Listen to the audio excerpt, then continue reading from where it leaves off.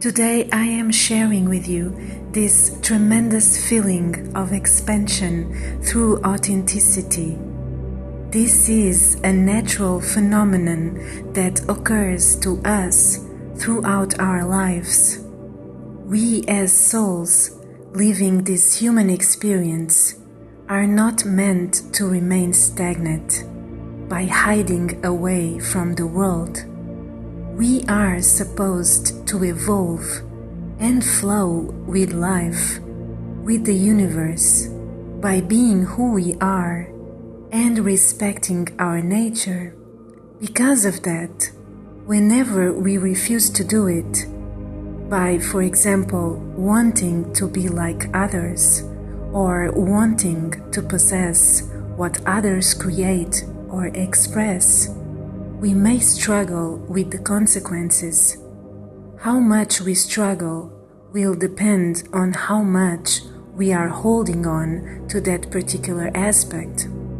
We all are unique in what comes to our gifts and talents, our tendencies and preferences, our ways of shining and be at our best. We may think that this is not such a big deal, but it is, in fact, very important.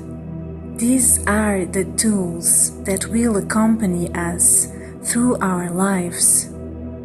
And since we all have these particular characteristics or aspects of ourselves, we all have a lot to give to us and to share with others.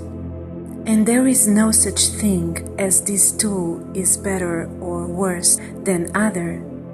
As long as we create from a place of unconditional love, everything is welcome and beneficial. But sometimes we are not so aware of our own tools and potential to create. And so we may feel as if something is missing in our lives, as if the universe is not being fair to us. And when this happens, we fall into the trap of wanting or needing others, or what others have, create, or express in an unbalanced way, as a way to compensate that. While we are so focused on these external things or people with their own dynamics and conditions, we forget about ourselves. We forget that we as well have the power to manifest and to feel fulfilled on our own. It's when we open our eyes and turn to ourselves that we can really see what we are made and capable of, and everything that comes with it. It's as if we open a big old box of marvelous surprises that suddenly catch our attention and makes us smile. And then we ask ourselves, how come I didn't see this earlier? Yes, because after all, it had been always there for us. This leads us to the potential for expansion that we all carry.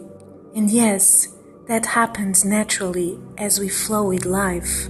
But every time we turn our focus into something that makes us doubt of our unique power, we are settling ourselves for feeling stuck and believing that we have no creative potential at all, and therefore that we can't have what others do, or that we can't be what others are, that we are not so strong, so great, so amazing.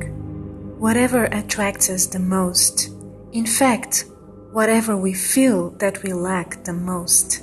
The funny thing is that when we realize how wonderful we are and how much we can express and spread around the world, we finally understand that being ourselves is the only real choice that we have. Everything else is just a distraction that will inevitably make us return to ourselves.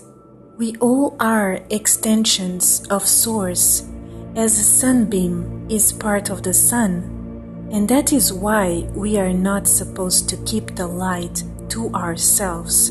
Imagine if a sunbeam would refuse itself to shine to the world.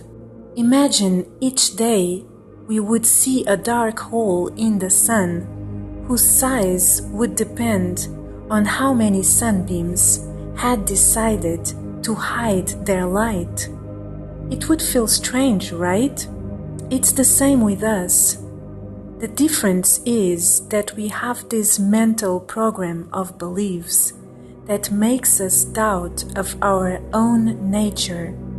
And the sunbeam never doubts, just is. And that's why it shines no matter what. Whenever I allow myself to be what I really am, the cycle is completed, because then I feel and see for myself the purpose of all this.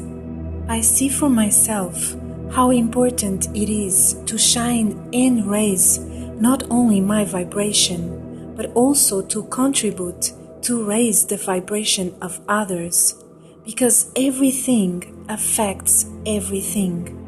The more the world vibrates high, the better we all feel.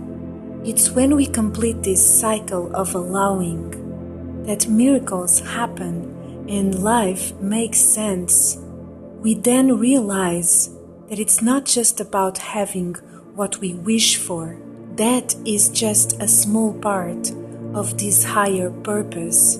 It is actually about elevating ourselves and others as a whole, because that is what unconditional love is all about.